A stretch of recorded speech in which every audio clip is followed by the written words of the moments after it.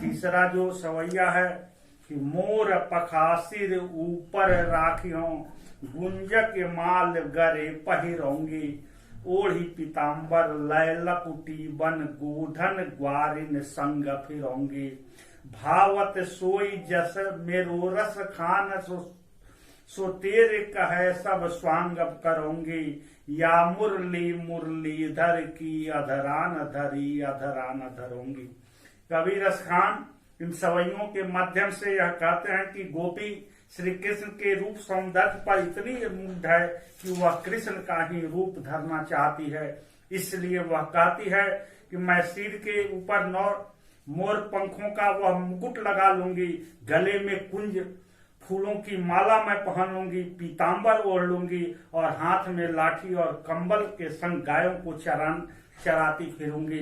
रसखान जी कहते हैं कि गोपी कहती है कि मुझे तो कृष्ण का वही रूप अच्छा लगता है और इसलिए हे सखी, मेरे कहने से मैं ग्वाले कृष्ण का सारा स्वांग मैं करूंगी, किंतु उस मुरलीधर की मुरली को जो उसके अधरों पर रहती है, मैं उसके अधरों पर उस मुरली को कभी भी नहीं धरूंगी।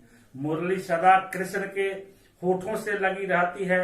गोपियां समझती है कि कृष्ण की गोपियों की अपेक्षा मुरली प्रिय है। वह उसे होठों से लगाए रहते हैं, उसे चूमते हैं। यह सुख गोपियां भी पाना चाहती है, पर मुरली बीच में आ जाती है। इसीलिए गोपियों को मुरली से सौतिया डाह है और स्वांग भरने में वे मुरली को होठों से नहीं लगाना चाहती। यहाँ रसखान जी ने श्री कृष्ण के रूप स्वरूप का चित्रण जिसे गोपी अपनाना चाहती है, मुरली के प्रति गोपियों के मन में ईर्ष्या की भावना है। अनुप्रास और यमक अलंकार का सर्वश्रेष्ठ उदाहरण है। सवैया छंद है और इस सवैये की भाषा ब्रज भाषा है। चौथा जो सवैया है, कानन पै अंगुरी रही बो, जब ही मुरली धुनि मंद बजई हो,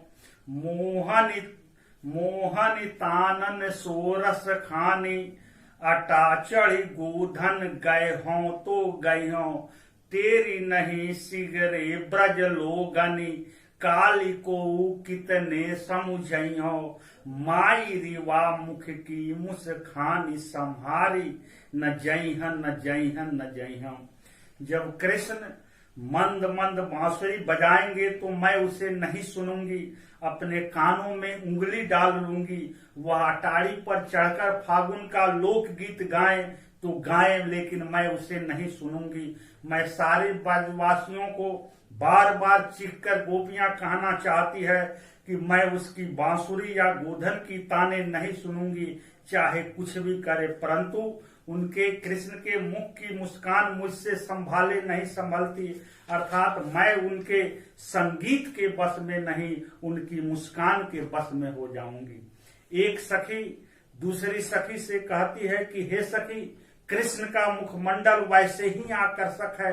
कृष्ण शब्द का अर्थ होता है कर्ष्यति कृष्ण, जो किसी को आकृष्ट कर ले उसे हम कृष्ण कहते हैं।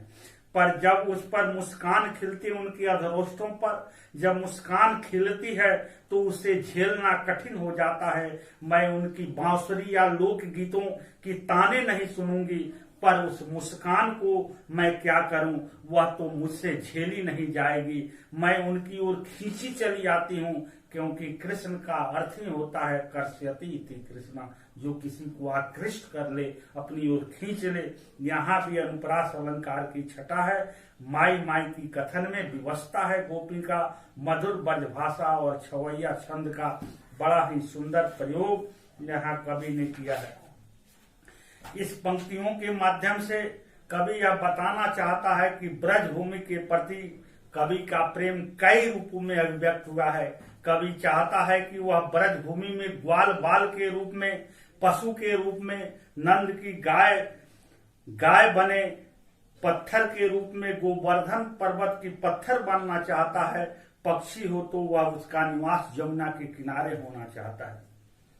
कवि का ब्रज के प्रत्येक भाग के प्रति विशेष स्नेह है, क्योंकि वे सभी कृष्ण से संबद्ध हैं।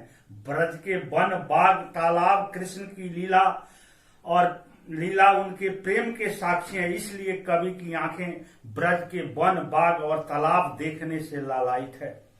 कृष्ण के प्रेम का आलंबन भगवान कृष्ण है। भगवान कृष्ण से संबंधित प्रत्येक वस्तु से कवि स्वयं को जोड़ना चाहता है।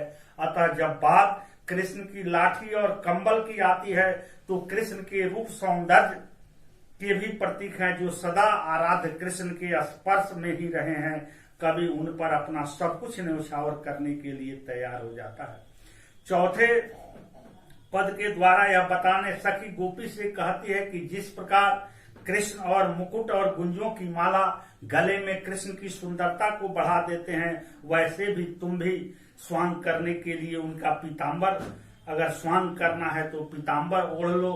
गोपियां कहती है कि मैं ग्वाल बालों के साथ पीताम्बर होकर जंगल में गाय चरानों के लिए घूम सकती हूँ, लेकिन कृष्ण उसे इतने प्रिय हैं कि वो उनके सभी रूप धारण करने के लिए गोपियां तैयार हो जाती है।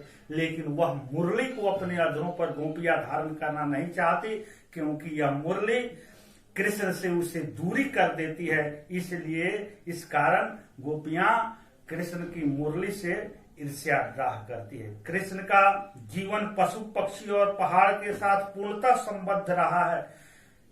यह चारों सवैयों का मूल्य भाव यही है।